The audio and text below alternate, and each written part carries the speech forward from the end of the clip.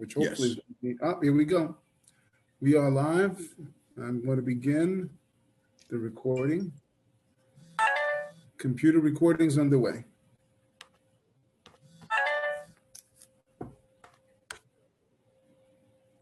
Cloud is rolling. Okay. Good morning and welcome to today's remote New York City Council hearing of the Subcommittee on Zoning and Franchises. At this time, would all panelists please turn on their video? Thank you for your cooperation. We are ready to begin.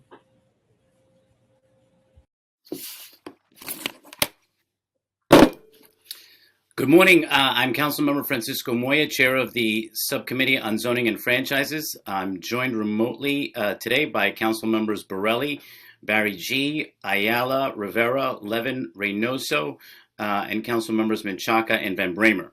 Today we will vote on items heard by the subcommittee at our meeting of February 23rd and March 4th. First, I would like to note that the preconsidered LUs 738, 739, and 740 listed on today's agenda for the Arborn East proposal are being laid over. We will begin with a vote to approve with modifications preconsidered LU numbers 733, 734, and the 737 4th Avenue rezoning relating to property in Councilmember Menchaca's district in Brooklyn. The proposal seeks a zoning map amendment to change an existing M11D district to an R8A C24 district and related zoning text amendment to establish a mandatory inclusionary housing area utilizing option 1 and option 2. Together, these actions would facilitate the development of a new 14-story mixed-use building with approximately 142 dwelling units, up to 35 of which would be affordable, as well as ground floor commercial use and 52 below-grade accessory parking spaces. Our modification will be to strike option 2 while retaining option 1. Councilmember Menchaca is in support of the proposal as modified. We are also voting to approve preconsidered LUs for the 50-25 Barnett Avenue rezoning under ULURP numbers C200243 ZMQ and N200244 ZMQ relating to property in Councilmember Van Bramer's district in Queens. The application, as proposed, seeks a zoning map amendment to change the existing M11 district to an R6A district and related zoning text amendment to establish a mandatory inclusionary housing area utilizing option 1. The proposed action would facilitate a new mixed-use development with a 100% affordable housing component, including approximately 167 dwelling units, as well as ground floor office space for community facility use and approximately 170 parking spaces. Councilmember Van Bramer is in support of the proposal. We will also vote to approve preconsidered LUs for the 1099 Webster Avenue rezoning under ULURP numbers C210103 ZMX and N210104 ZRX relating to property in Councilmember Gibson's district in the Bronx.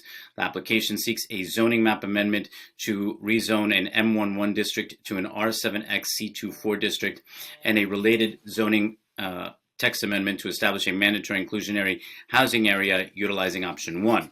Together, these actions would facilitate the development of 2 new mixed-use buildings with a 100% affordable housing component, including approximately 238 dwelling units, as well as ground floor commercial use and approximately 73 below-grade accessory parking spaces. Councilmember Gibson is in support of the proposal. And now I would like to take the opportunity to turn it over to Councilmember Menchaca and then Councilmember Van Bramer for some brief remarks.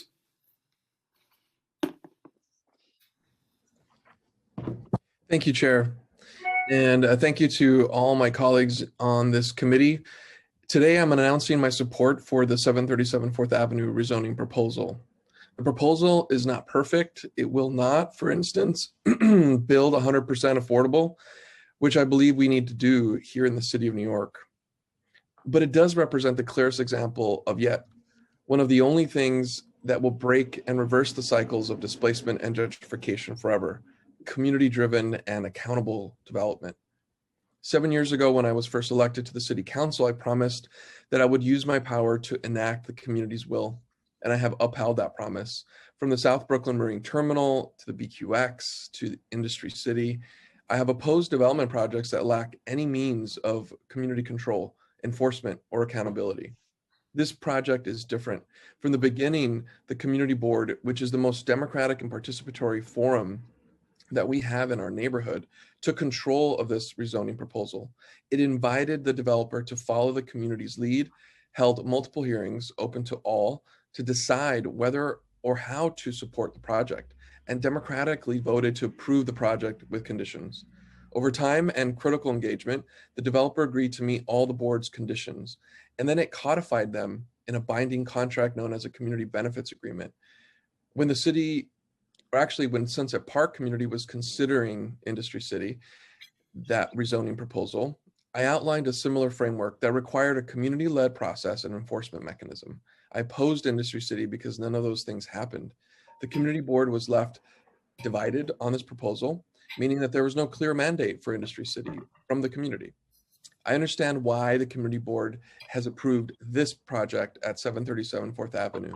The CBA requires the developer to build 33 permanently affordable housing units, reserve a third of its commercial space for local businesses, hire majority local or union workers for all the construction and permanent jobs, create 150 bike stations, of which a third will be reserved for delivery workers, and grants the MTA a free easement to build an ADA accessible elevator to the 25th Street R station.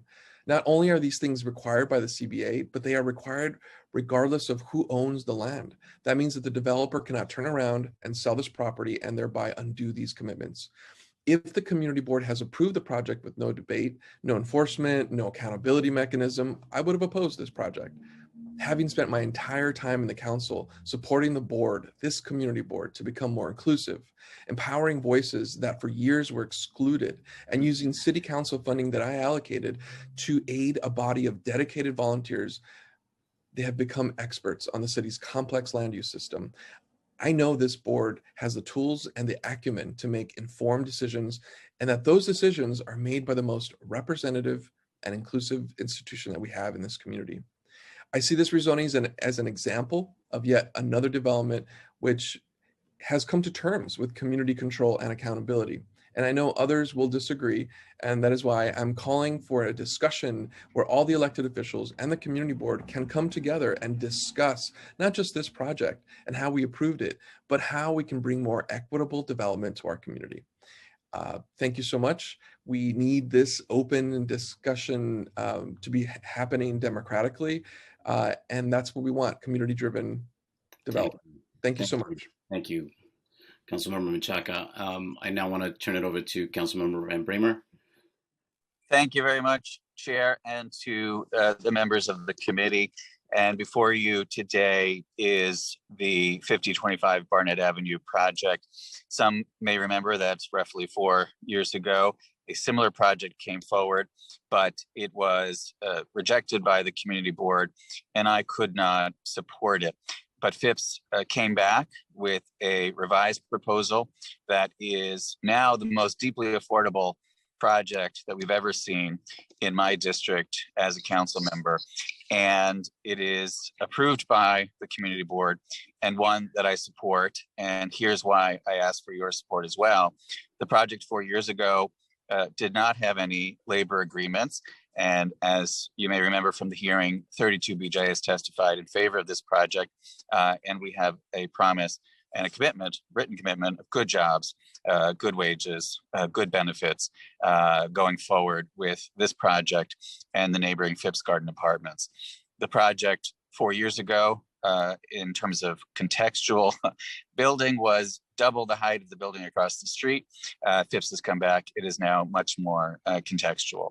The affordability was an issue for the community board and for myself 4 years ago.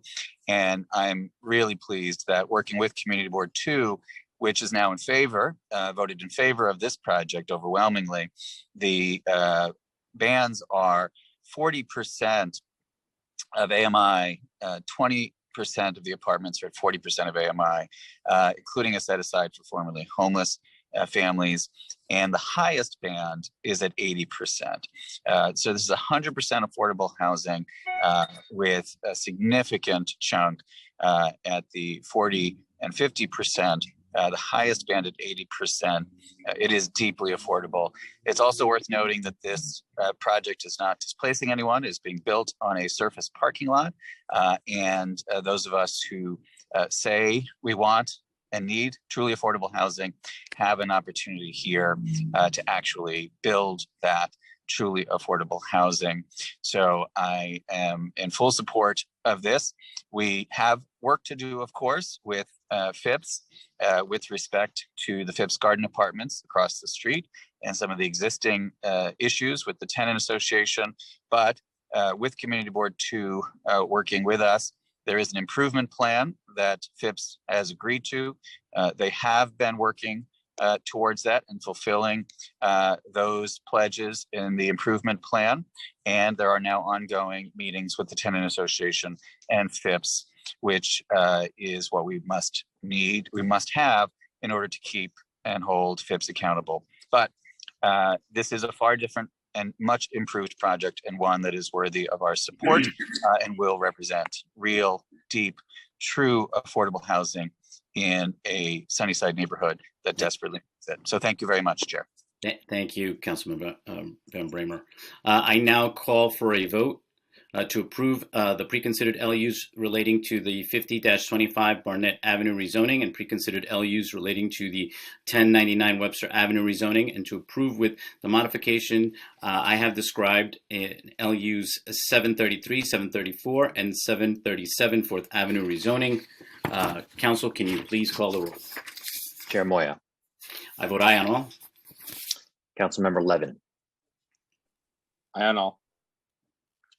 Councilmember Reynoso.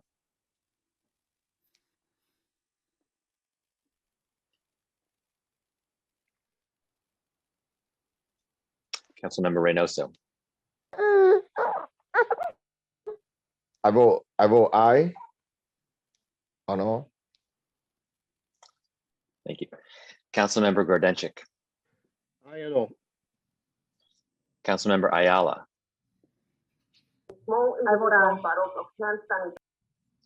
Councilmember Rivera. Aye. Councilmember Borelli. Aye. By a vote of 7 in the affirmative, 0 in the negative, and no abstentions, the items are approved and recommended to the full Land Use Committee. Thank you, Arthur. That concludes today's business. I would like to thank the members of the public, my colleagues, the subcommittee council, land use, and other council staff, and the Sergeant at Arms for participating in today's meeting. This meeting is hereby adjourned.